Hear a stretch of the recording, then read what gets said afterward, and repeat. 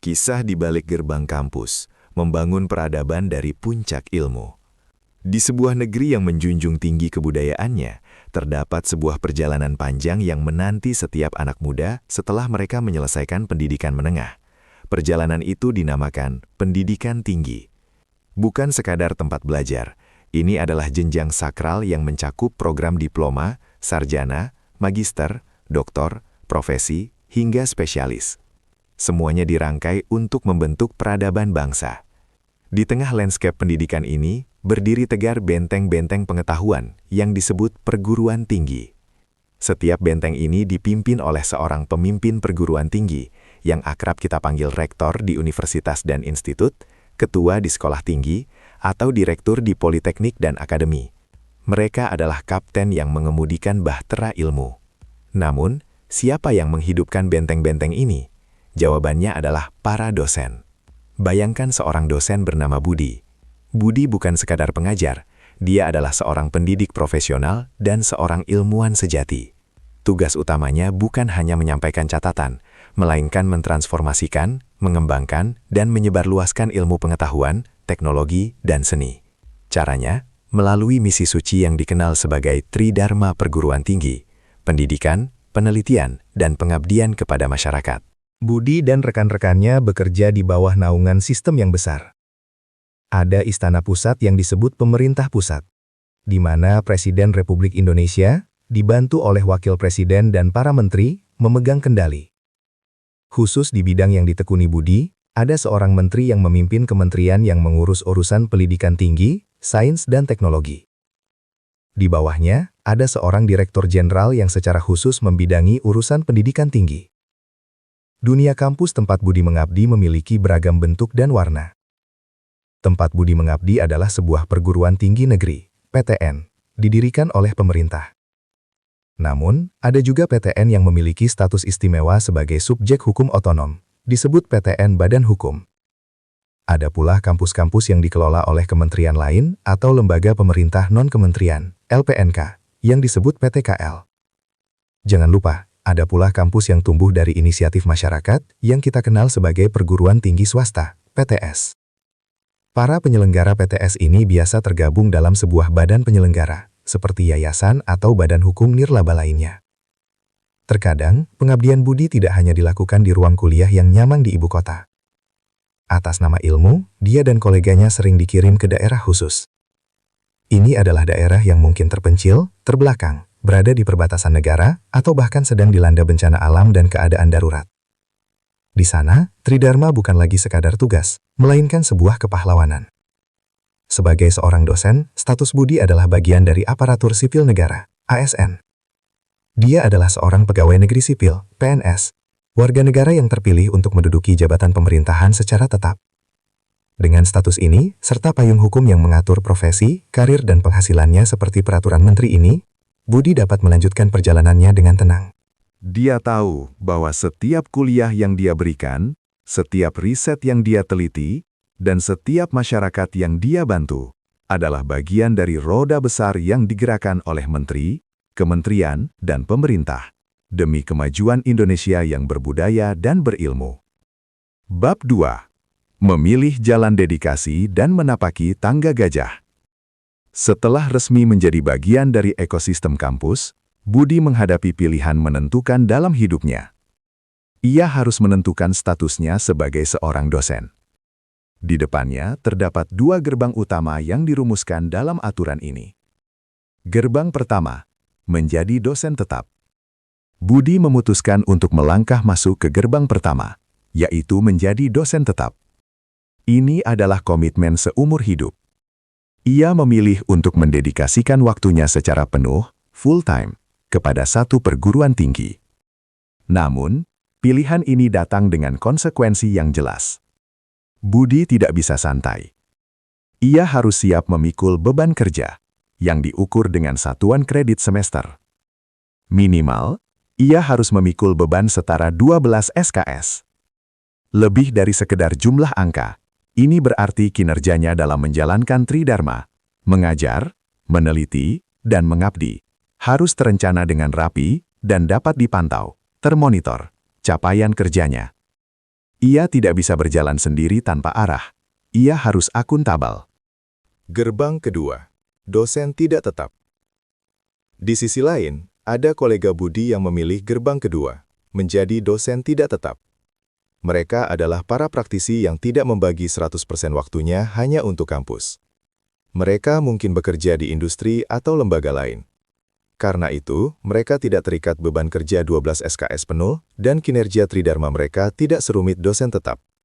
Meski berbeda intensitas, satu hal yang pasti, baik Budi, dosen tetap, maupun koleganya, dosen tidak tetap. Namanya masing-masing tercatat dengan jelas dalam buku besar resmi negara, yaitu Pangkalan Data Pendidikan Tinggi. Menanjakan tangga jabatan akademik. Karena Budi memilih jalan sebagai dosen tetap, ia memiliki hak istimewa untuk menaiki tangga jabatan akademik. Tangga ini memiliki 4 anak tangga utama menuju puncak keilmuan. 1. Anak tangga pertama, asisten ahli. Di sini, Budi memulai langkahnya. Sebagai asisten ahli, ia masih belajar banyak. Ia menjalankan tridharma di bawah arahan dan bimbingan para senior, yaitu lektor kepala dan profesor. 2. Anak tangga kedua, lektor. Budi naik tingkat. Pengalamannya makin bertambah, namun ia masih berada dalam fase pembinaan. Ia tetap mengemban amanah tridharma di bawah pengawasan dan mentoring dari lektor kepala dan profesor. 3. Anak tangga ketiga, lektor kepala. Kini, Budi sudah menjadi senior. Ia memiliki tanggung jawab lebih besar. Namun, kerendahan hati tetap dijaga. Sebagai lektor kepala, ia menjalankan tugas-tugasnya di bawah pembinaan para profesor. Ia menjadi jembatan antara dosen muda dan para guru besar. 4. Puncak tangga, profesor.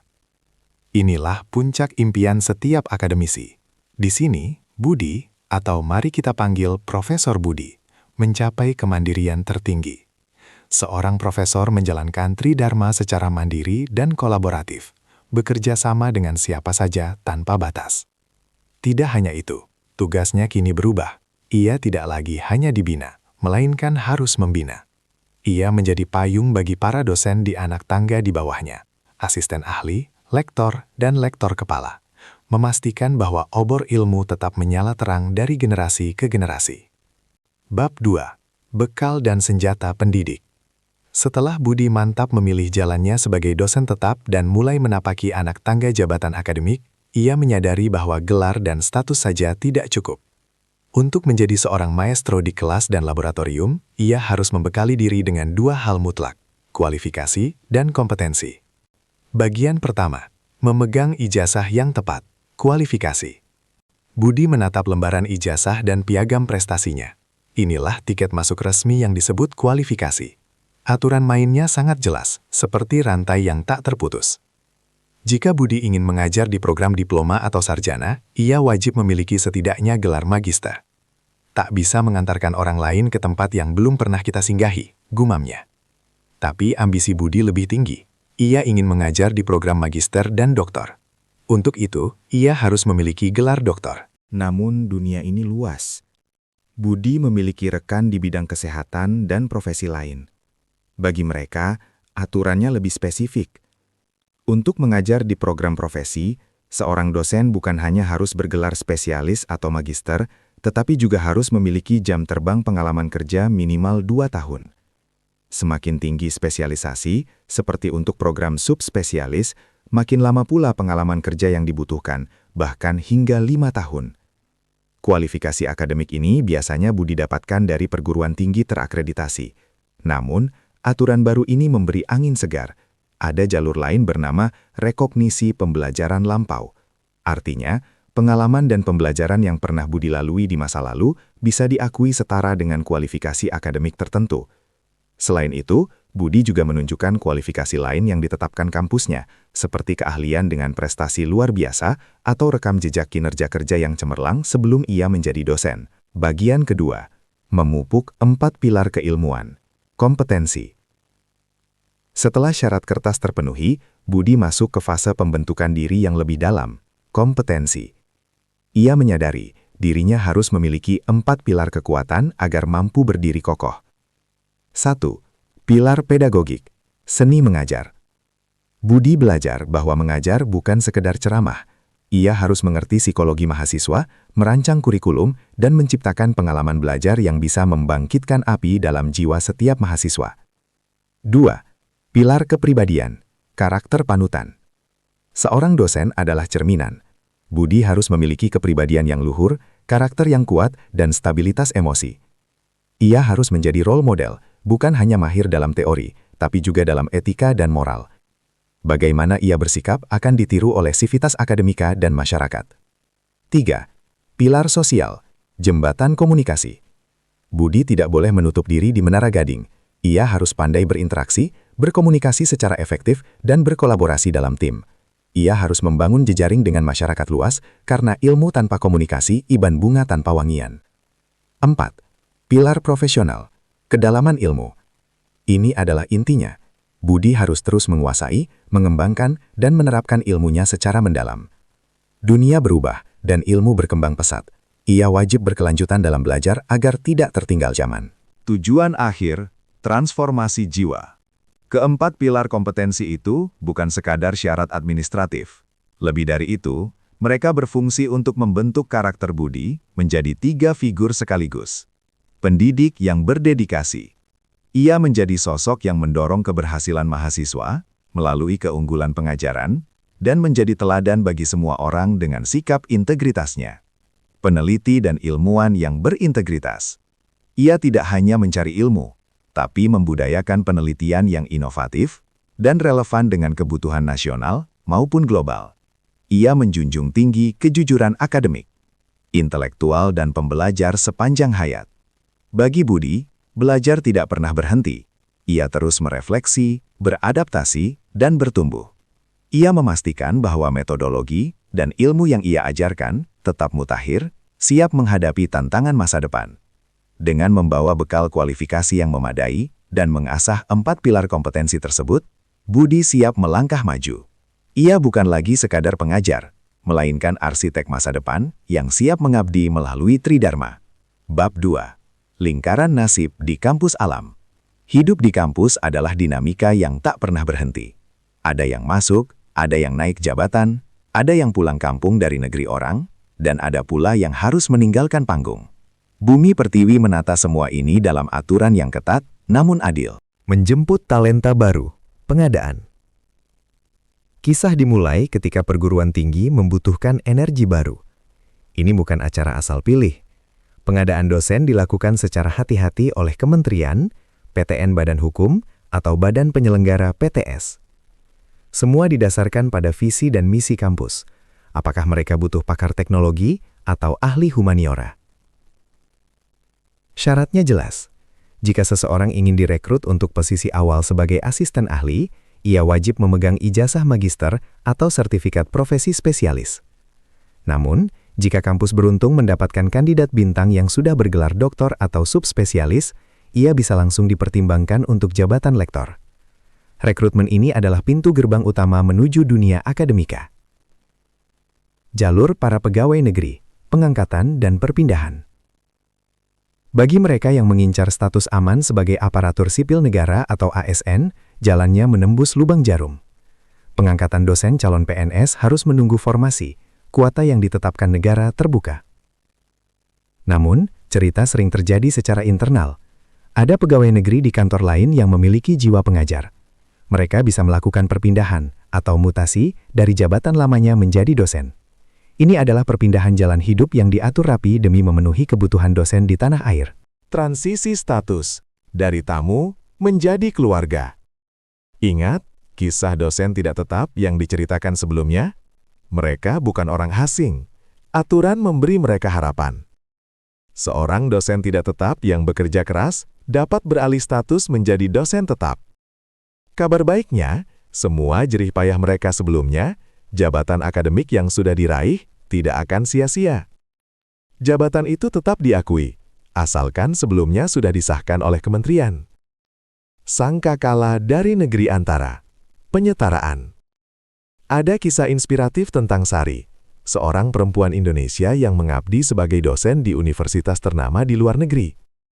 Sari ingin pulang dan mengabdi di tanah air, bergabung dengan PTN Badan Hukum atau PTS.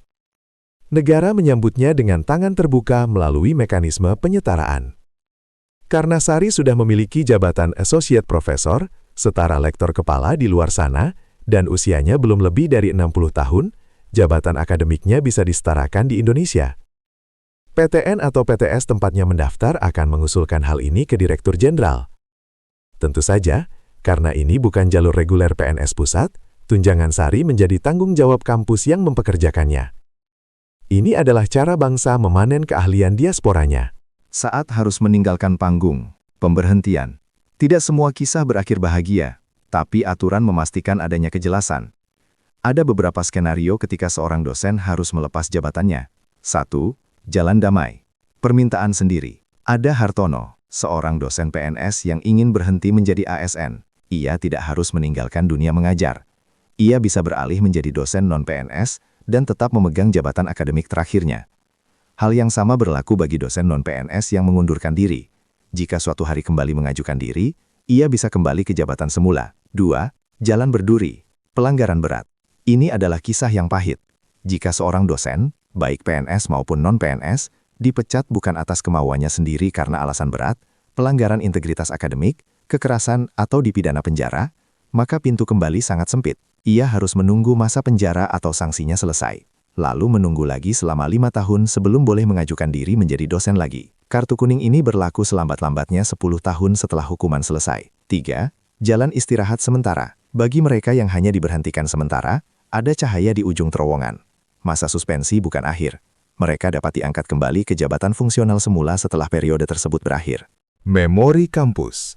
Pelaporan data.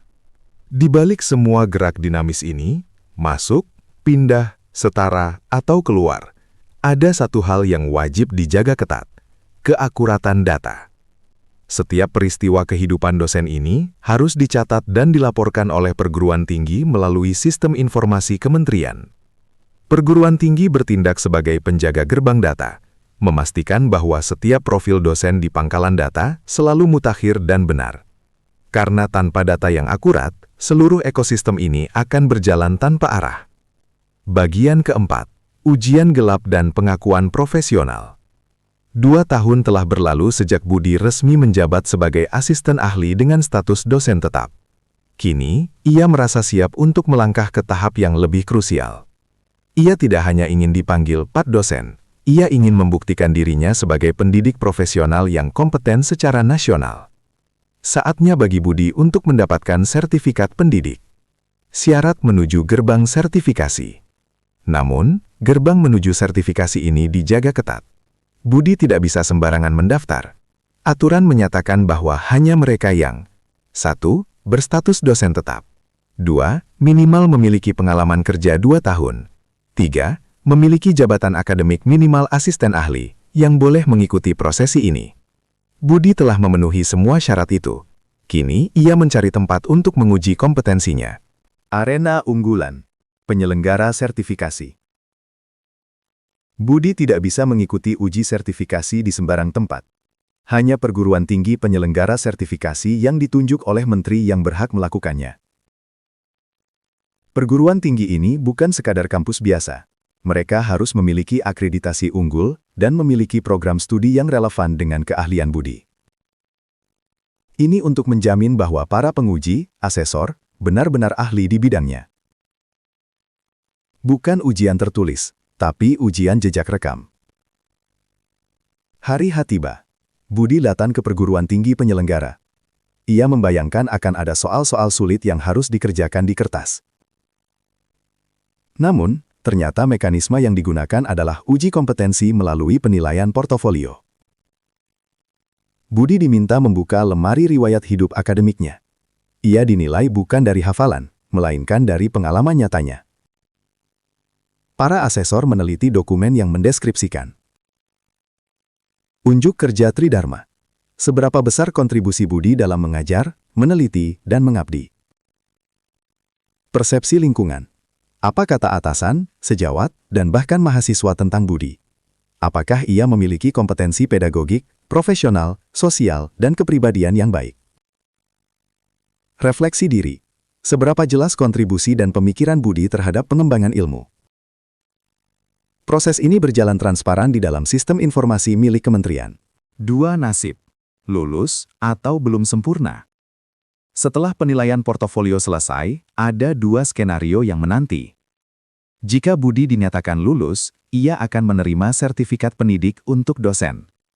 Sertifikat ini sangat istimewa karena memiliki nomor unik yang terdaftar di kementerian. Ini adalah tiket resmi pengakuan profesionalismenya. Namun, nasib berbeda menanti jika Budi tidak lulus.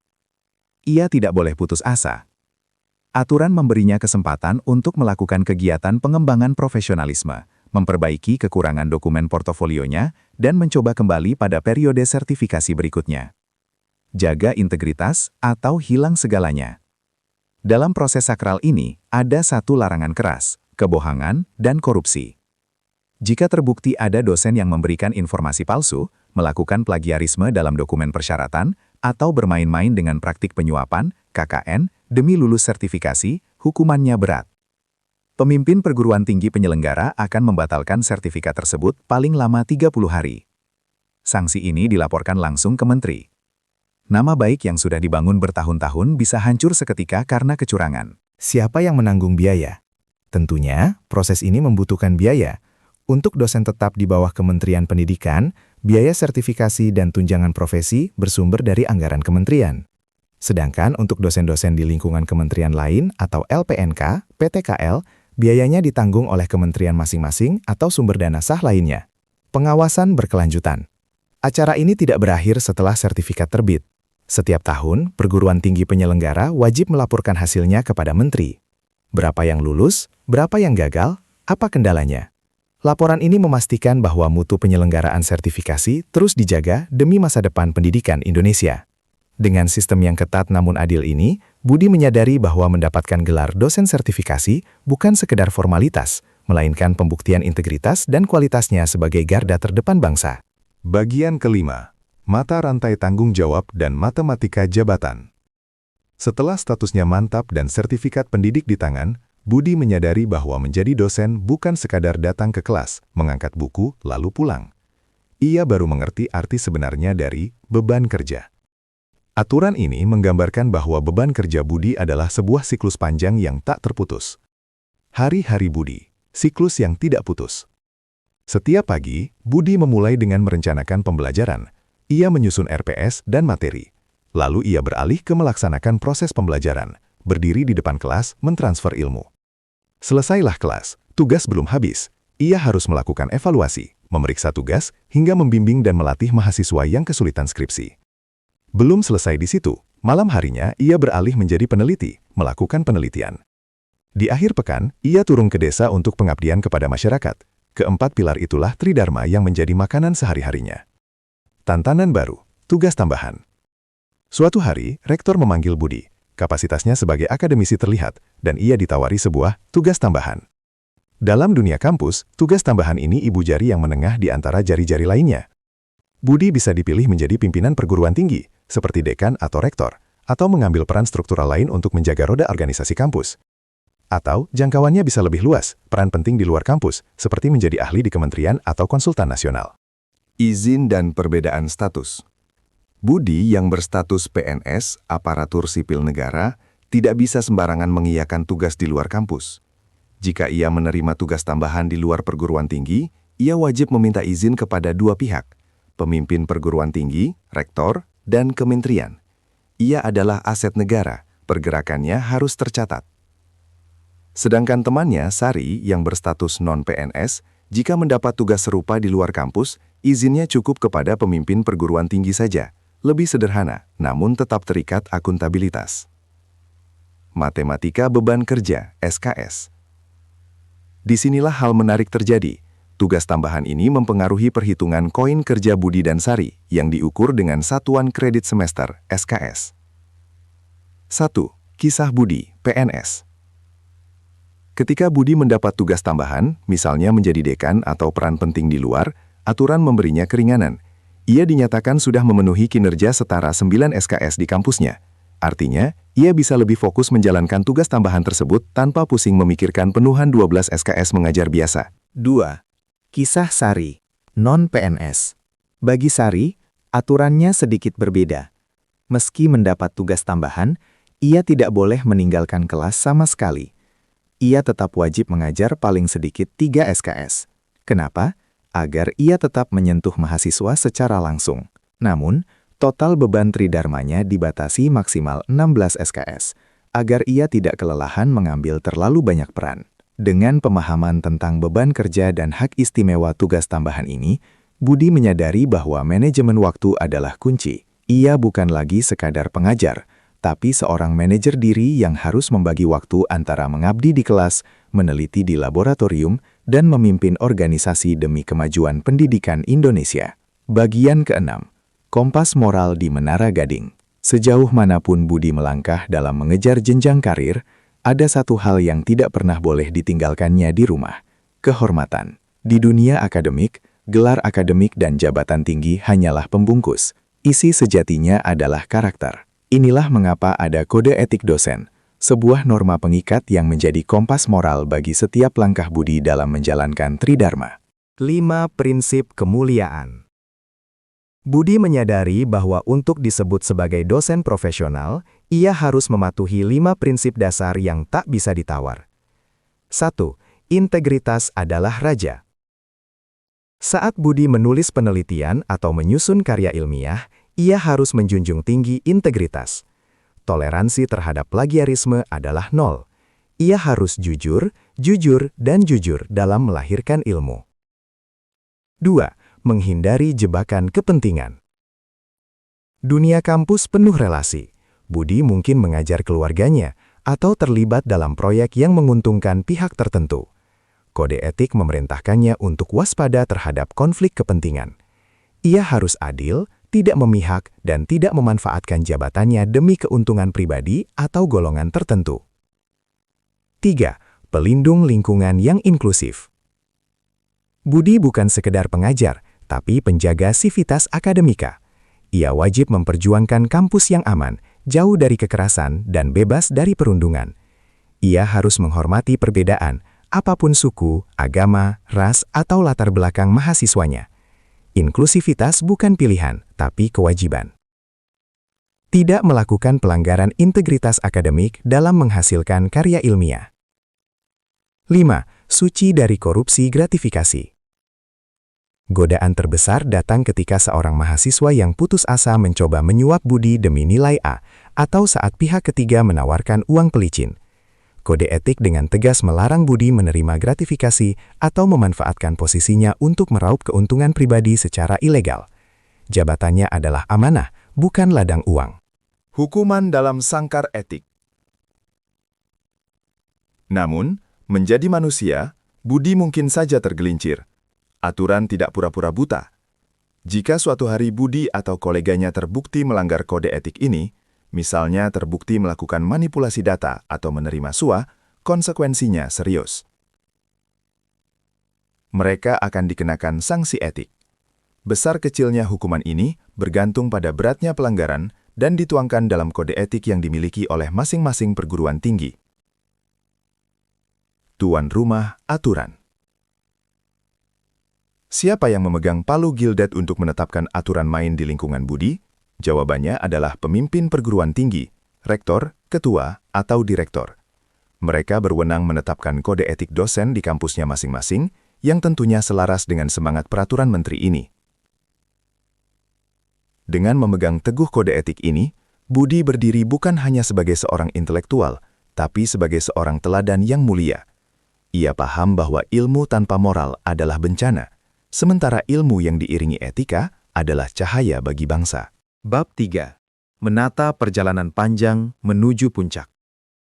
Setelah Budi menetapkan hati, memegang sertifikat, dan menjunjung kode etik, kini ia menghadapi pertanyaan besar. Kemana arah hidupku selanjutnya di dunia akademik? Bukan sekedar bertahan hidup, tapi bagaimana ia bisa tumbuh, berkembang, dan memberikan dampak terbesar. Inilah bab tentang karir dosen. Bagian pertama. Peta perjalanan karir. Budi menyadari bahwa kampus tempatnya bekerja bukan hanya sekedar pemberi gaji, melainkan wali yang mengatur perjalanan karirnya. Perguruan tinggi memiliki kewajiban besar untuk melakukan pembinaan dan pengembangan karir.